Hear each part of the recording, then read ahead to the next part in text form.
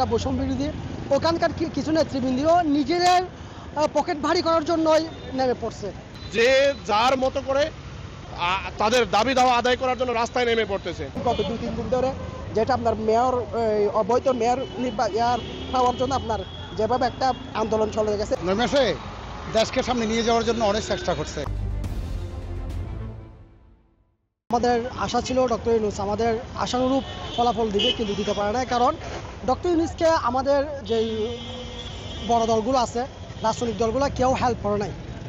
বড় দলগুলো প্রথম থেকেই বলছিল যে আমরা যথেষ্ট পরিমাণ হেল্প করবো, কিন্তু তারা করে নাই। শেষ পর্যন্ত তারা তাদের যে লেজিটিমেসি আছে ওইটা নিয়ে পড়ে থাকছে। বিএনপি পড়ে থাকছে কীভাবে নির্বাচন করবে, কত তাড়াতাড়ি নির্বাচন করাতে পারবে, ওইটা নিয়ে বিএনপি পড়ে থাকছে। তারপর আমাদের জুলাইয়ের ব্যানার, সবচেয়ে বড় ব্যানার যেটা বৈষম্য বিরোধী, ওখানকার কিছু নেতৃবৃন্দও নিজেদের পকেট ভারী করার জন্যই নেমে পড়ছে। যার কারণে ডক্টর ইউনূসকে তারা হেল্প না করে নিজেই নিজেদের আখের গুছাতে তারা সচেষ্ট হয়ে পড়েছিল। যার কারণে ডক্টর ইউনূস আশানুরূপ ফলাফল করতে পারে নাই। কারণ ডক্টর ইউনূস তো কোনো রাজনৈতিক দল না, ওনার তো কোনো রাজনৈতিক দল নাই। আর ওনার রাজনৈতিক দল হচ্ছে বিএনপি, তারপর জামাত, বৈষম্য বিরোধী, এনসিপি, এগুলো হচ্ছে ওনার রাজনৈতিক দল। তো ওনারা যদি ওনারা হেল্প না করে তাহলে তো উনি আশানুরূপ ফলাফল বাংলাদেশকে দিতে পারবে না। ডক্টর ইউনূস এইভাবে আন্দোলন করলে, এইভাবে আশায় সব কিছু এই ধরনের করলে মানুষ কি একজন সে কি করবে? আর সে কিছু করতে পারবে? অনেক ধরনের আন্দোলন হয়, অনেক বিষয় নিয়ে আন্দোলন হয়, এর জন্য সে কোনো কিছু করতে পারতেছে না আর কি। দেখেন, আসলে গত 9 মাস ওনার মতো একজন ব্যক্তি যে বাংলাদেশের দায়িত্ব নিয়েছে সেটা আমাদের জন্য সৌভাগ্যের ব্যাপার। আর গত 9 মাস ধরে ওনার অনেকগুলা আছে, উনি করছে দেশের জন্য অনেকগুলো, আপনি বিদেশি বিনিয়োগ বাড়ানো অনেক কিছু, অনেকগুলো যে এগুলো বিদ্যমান উনি যা করতে পারছে। আর বর্তমান পরিস্থিতি মনে করেন আমাদের কিছু দল আছে যারা রাজনীতির জন্য, নির্বাচনের জন্য ওনাকে যেভাবে একটা ষড়যন্ত্রের মুখে ফেলে দিচ্ছে। মোনালিসা হেভি ফ্লো 15 পিস প্যাকেটের সাথে 8 পিসের একটি প্যাকেট একদম ফ্রি, সেগুলো বাধাগ্রস্ত হচ্ছে, যার কারণে গিয়ে উনি অনেকগুলো কাজ করতে চাইও পারতেছে না। রিসেন্টলি আমরা দেখেন গত 2-3 দিন ধরে যেটা আপনার মেয়র অবৈধ মেয়র পাওয়ার জন্য আপনার যেভাবে একটা আন্দোলন চলে গেছে, সেটা কিন্তু একটা জনগণের বিরুদ্ধে আপনার জনগণ ভোগান্তির কারণ।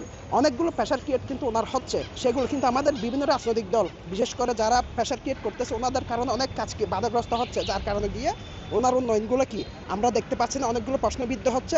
নেমেছে দেশকে সামনে নিয়ে যাওয়ার জন্য অনেক চেষ্টা করছে।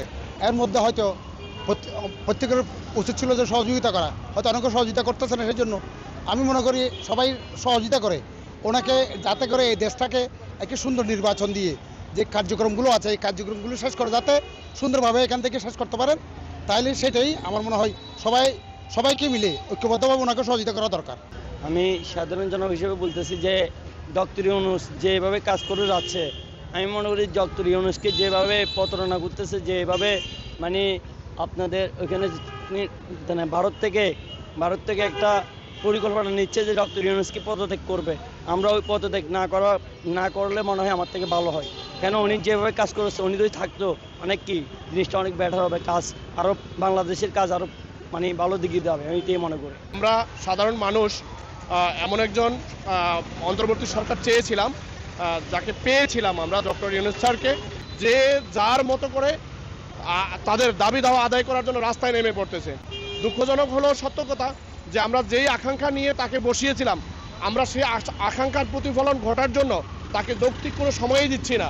আমি এই বাংলাদেশের সাধারণ যারা আমরা আছি সবাই এখনও তার প্রতি আমরা আশা হতো না, আমরা এখনও তার প্রতি আশা রাখি যে ডক্টর ইউনূস স্যার বাংলাদেশের জন্য একজন আমাদের দূত হিসেবে এসেছেন, যে আমাদের বাংলাদেশটাকে যেই দৈন্য দশা মধ্যে পড়েছে সেখান থেকে উত্তরণ করবেন। তাকে বিভিন্ন আন্দোলন সংগ্রাম দিয়ে বিভিন্নভাবে তাকে ব্যস্ত রাখতেছি, মানসিকভাবে কোণঠাসা রাখতেছি। আমরা যদি মানসিকভাবে তারে রিল্যাক্স দিতে পারি, আমার মনে হচ্ছে আমরা যেই কাঙ্ক্ষিত বাংলাদেশ চেয়েছি তার থেকে আমরা সেই জিনিসটা পাবো।